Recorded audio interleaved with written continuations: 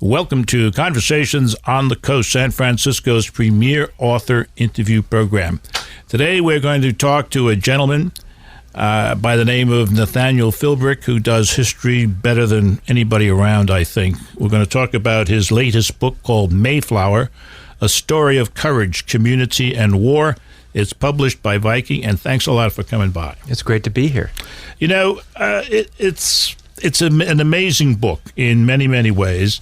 And one of the interesting things is that you say in a recent interview in Publishers Weekly that you were kind of like most Americans, because for most Americans, the Pilgrims land the Mayflower at Plymouth Rock, have the first Thanksgiving, and then, well, nothing much happens until powdered wigs and the Declaration of Independence. Right. But the real story is quite something else, isn't it? Yeah. You know, when I got into this, I began to realize that instead of it being the way we're taught in elementary school, where it ends with the first Thanksgiving, that's just the beginning of the story. And what is to follow is an amazing 55-year epic that is not all just peace and generosity between the Indians and English. It is a much deeper, darker, and I think ultimately more relevant story when it comes to the subsequent history of America. My guess is that that's why you divided the book into these four parts. Right. That you have. That it's such a incredibly intriguing and complex story that you had to break it up. The first part, rightly enough, is called Discovery. Right. And that starts over in Holland, actually. Begins in Holland, and quickly gets you onto the Mayflower. And we follow this group we now call today the Pilgrims in their haphazard and totally disorganized attempts to mount this voyage. And how they ever, left England is amazing. That they made America is truly a miracle. Yeah.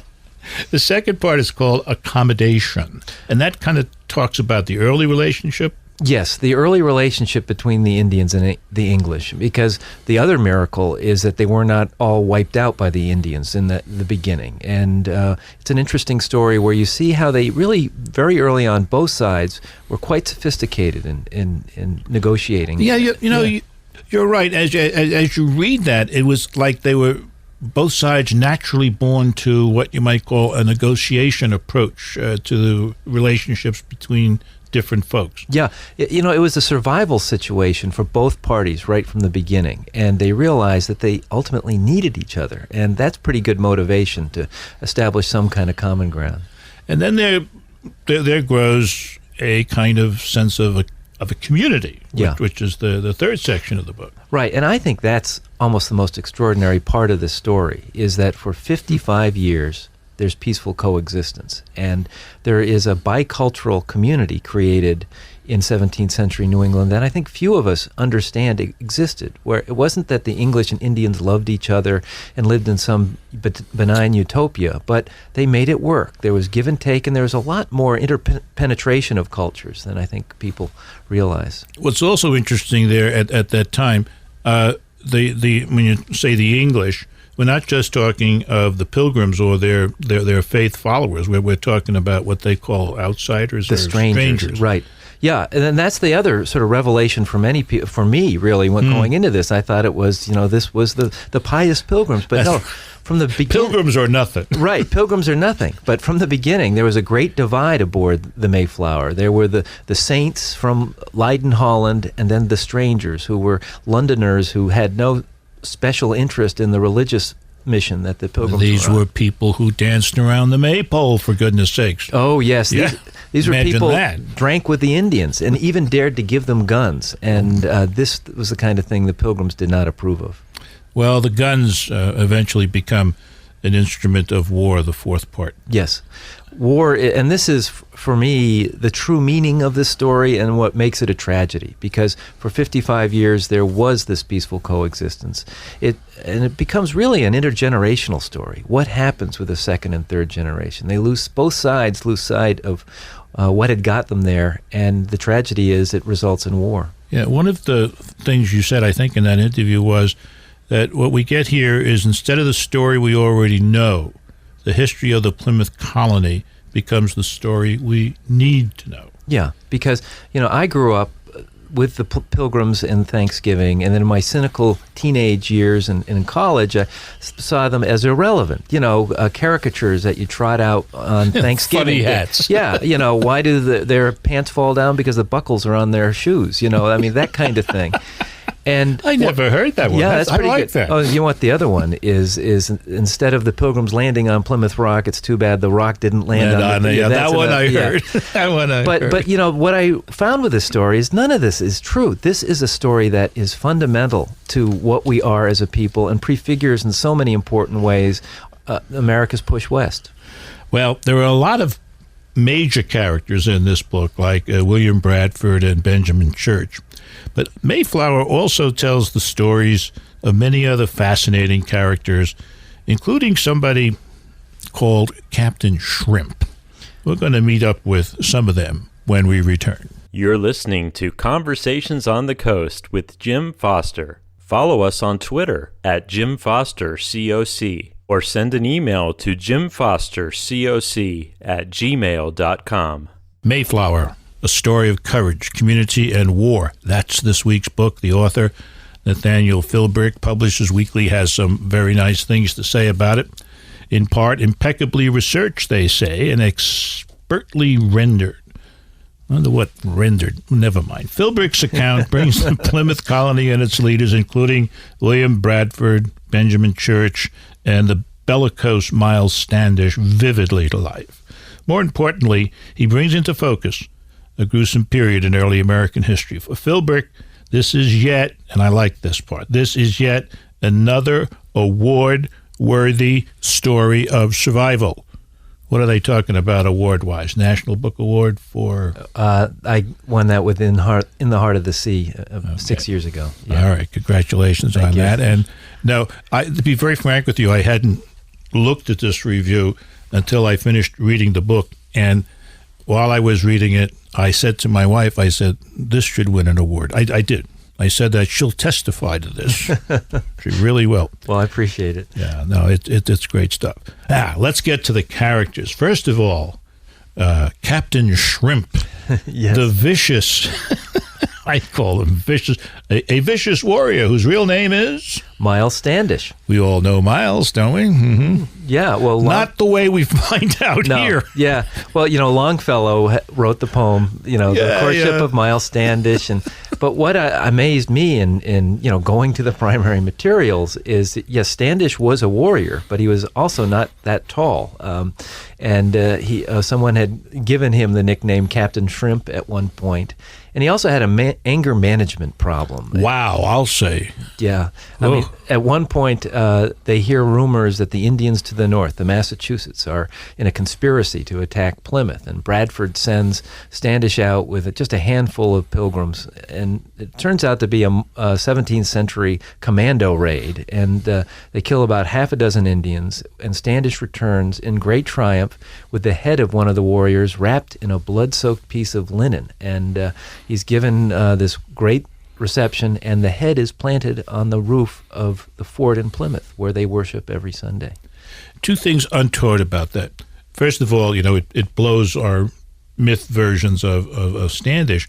And the second thing is that it was very startling to me that the Pilgrims would be doing that with the head of somebody. Yeah. Well, this is the way it was in the 17th century, really on both native and English sides. If you were in London and you were walking across London Bridge and you looked up, there on the top, on pikes, were the heads of notorious traitors. And so, there was a level of... Catholic or Protestant, depending who was king or queen. Exactly. Yeah. It would change with the decades. But no, there was a level of violence that was just part of society. Yeah. So the Pilgrims had to do some good spin doctoring after this event, but it was the way things went.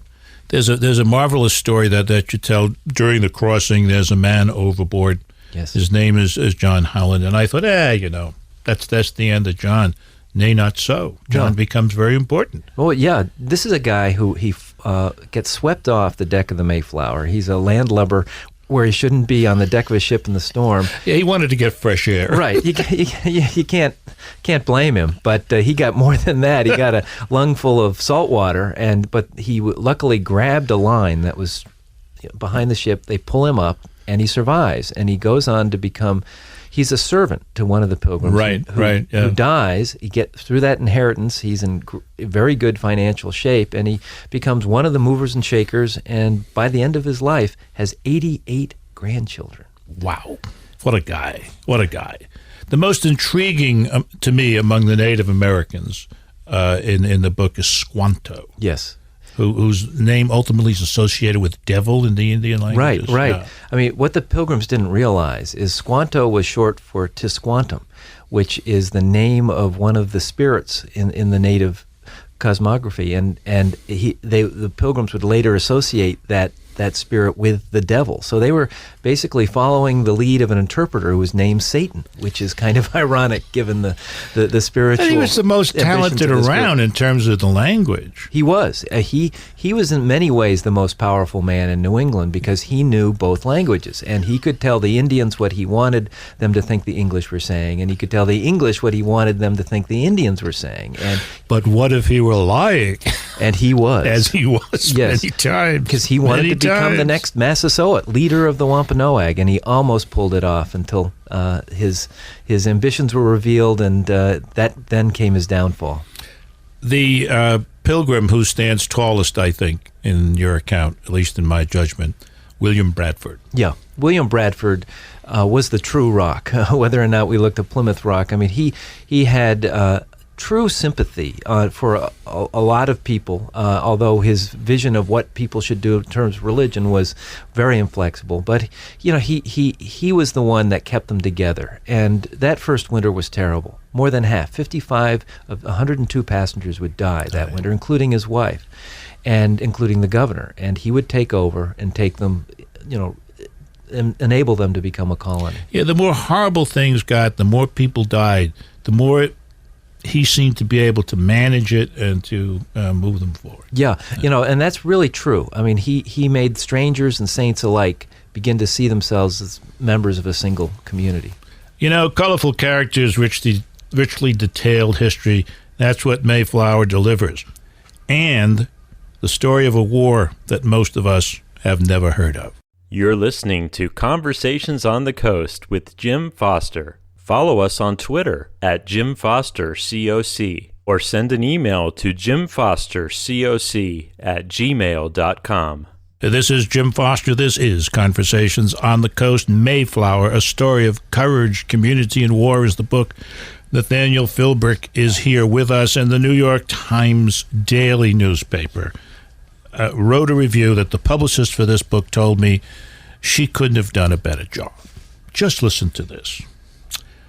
Judicious, fascinating work of revisionist history. Mayflower is a surprise-filled account of what are supposed to be some of the best-known events in this country's past. But we are instead an occasion for collective amnesia. Think of that when you're eating a turkey. As Mr. Philbrick points out, the national memory tends to skip from the first Thanksgiving to the shot heard round the world without a clue about the 150 years in between. Mr. Philbrick has made himself intimately familiar with the lost world into which he draws readers. He invites you to erase all Thanksgiving pageant impressions and realize that the New World was not a tabula rasa, and I've been waiting to say that on the air. The New World was not a tabula rasa in the fall of 1620. Not at all. What was going on at that first Thanksgiving? First of all, it didn't take place in November. No, it didn't. It was probably September or October, and they didn't call it a Thanksgiving. It was more of a festival, similar harvest festival, similar to what everyone did back in England. And I had this image from elementary school of pious pilgrims clutching each other's hand as they looked up to God, sitting around a table, while a few curious Indians looked on. But the first Thanksgiving was actually a profoundly native affair. The Pilgrims were outnumbered 2-1 by the Indians.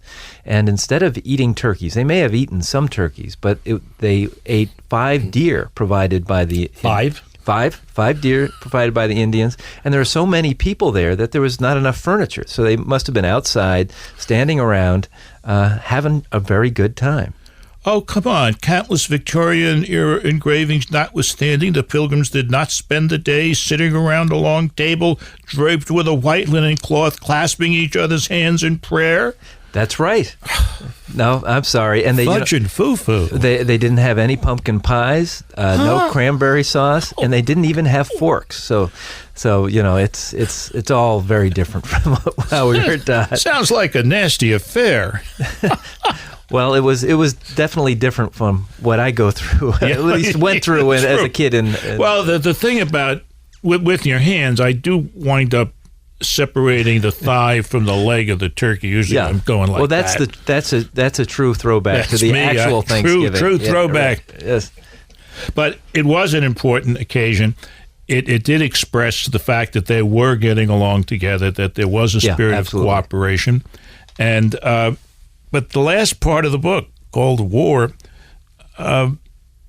is, that's all blown apart. Right. A horrible war starts. What was the cause of it? Well, it was a couple of causes. I think it really came down to personalities. The personality of the leader of the Wampanoag, Philip, and the personality of Josiah Winslow, the leader of Plymouth Colony. They hated each other. They despised each other. Yes, there were tensions building throughout Plymouth Colony as more and more land went to the English and things like that, but it really came down to a crisis in leadership. And when war broke out in June of 1675, it caught almost everyone off guard. People were stunned. And through continued mismanagement, Josiah Winslow would respond with absolute force rather than an attempt at a diplomatic solution. This war would spread throughout New England and nearly destroy everything. Half the towns in New England would be burned and abandoned. At one point, the English really thought they were going to be driven to the sea. Yeah, the Indians were pursuing a kind of a scorched earth policy. Yeah, this was total war. And what eventually happened was after a year, the Indians began to run out of food. And they could not plant their spring crops because they were in the middle of a war. And the English had the mother country to provide them with provisions and weapons. And so as the Indians began to starve to death in the summer of 1676, the resistance collapsed. And in August of that year, Philip, almost within the shadow of his home in Mount Hope in Bristol, Rhode Island, was taken and killed. And he was killed by Benjamin Church, right? Who is, really one of the major figures, not just of that war, but of something else, which we may get to. Yeah, I mean, this is a guy who would really have mythic resonances. His narrative would be something read and reread through the centuries. But he was the one Englishman who knew the Indians before the outcome. He had lived he was the only Englishman in an area of hundreds of Indians. And when the war broke out, he realized that most of the Native Americans wanted no part of this conflict. And eventually the authorities began to listen to him, and he would lead a company of mostly Indians, and which would have extraordinary success in turning the course of the war. And he knew a couple of things. He knew how the Indians fought, so he knew how to fight them. Right. And you say at the very end of the book that this guy he was the right man in the right place, and he became a truly archetypal American. Yes, Daniel Boone, Dirty Harry, Rambo. I mean, they descend from a man who, would rebel against the authority and win the war. Rambo is not in this book. The book is called Mayflower, A Story of Courage, Community, and War by Nathaniel Philbrick. This has been Conversations on the Coast, and I'm Jim Foster. Follow us on Twitter at Jim Foster COC, or send an email to jimfostercoc@gmail.com.